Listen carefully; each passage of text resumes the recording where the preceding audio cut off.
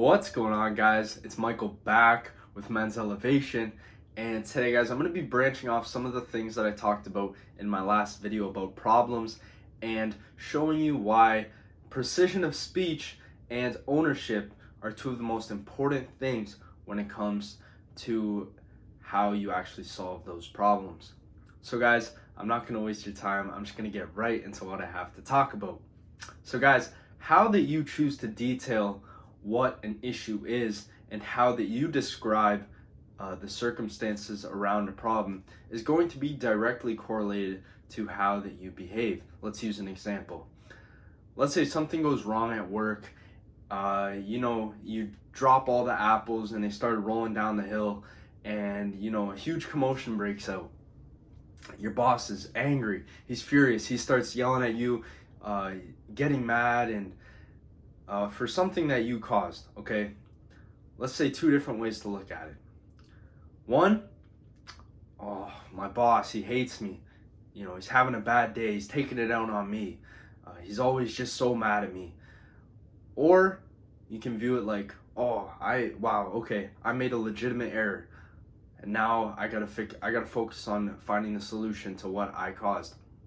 Okay, so two different ways to look at it. What does the first way lead to? It doesn't lead to no solution or any solution, and it just, you play the victim. It's a victim mentality. You don't take any ownership. And the other way, I made a legitimate error. What happens? You find the solution. You think, you try to solve the issue. There's ownership there, guys. The difference between those two ways to look at it is ownership. Guys, one of the most important things to take into your life is something called extreme ownership. And I got this idea from a book by Jocko Willink, who is a Navy SEAL. And he talks about, in this book, it's called Extreme Ownership, he talks about how in order to succeed, you need to take an extreme level of ownership for everything in your life. Everything that goes wrong. Everything that goes wrong should be your responsibility. You're taking ownership for what went wrong. That's the way to look at it. That's the way to lead. That's the way to succeed. Guys, there's going to be things that happen in your life that won't be your fault. Okay? There's going to be things and problems that, are not your fault that they happen. But everything is your responsibility to respond to. It's your life, guys. It's not the person that caused the problem's life that you're living. It's your life. So everything needs to be your responsibility. Not necessarily the solution, but it is your responsibility to respond to the situation, how you choose to do that within your value system, how you choose to respond, and to fix what you can. To fix everything that you can to optimize the problem and optimize your life. Guys, back to the topic of precision of speech. You cannot fix what you do not know is wrong. Okay, guys, let's use another example. Let's say you wake up in the morning and you have a very bad stomach ache. Something's wrong. So you search, you go on Google, stomach pain. Now you have cancer, diabetes, and a list of 100 different diseases that you have. You guys know what I'm talking about. Everybody does this. But guys, you cannot fix what you do not know is wrong. So let's say you have that stomach ache. You look up 100 different things. What's the plan of treatment for that? You don't know. You don't have a solution because you don't know what the actual issue is. Guys, so you go to the doctor. That's what you do in that situation. You go to the doctor, you explain your situation, and he diagnoses one thing. One thing is better than 100 things, guys. One thing to solve, even if it's a shitty thing, it's better than having 100 things wrong. And it's better than that leading to something more severe. So guys, this relates to your life. Let's say you have a problem. Something goes terribly wrong in a relationship. And it could have been 100 things that went wrong. Unless you describe what happened or you take a perspective on a given situation, you label it as one thing to solve, then guys, you're not going to be able to solve anything, because you're going to become in what is known as analysis paralysis. Okay, this is where you overanalyze everything and you know everything that it could be, but you don't fix anything because there's just so much to fix.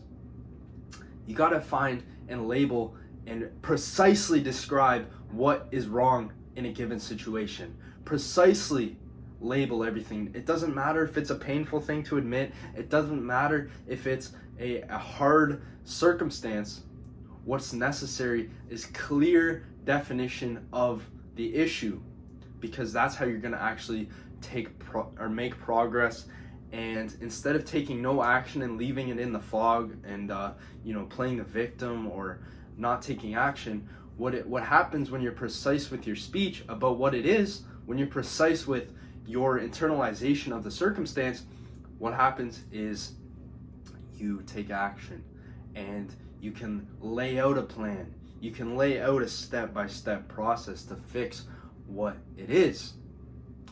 So guys, that's what you need to do when you're dealing with problems in your life, and a problem is slightly ambiguous or something like that. Then it's important to clearly define your view and your plan with regards to the solution. Guys, in my next video, I'm going to be talking about two different topics: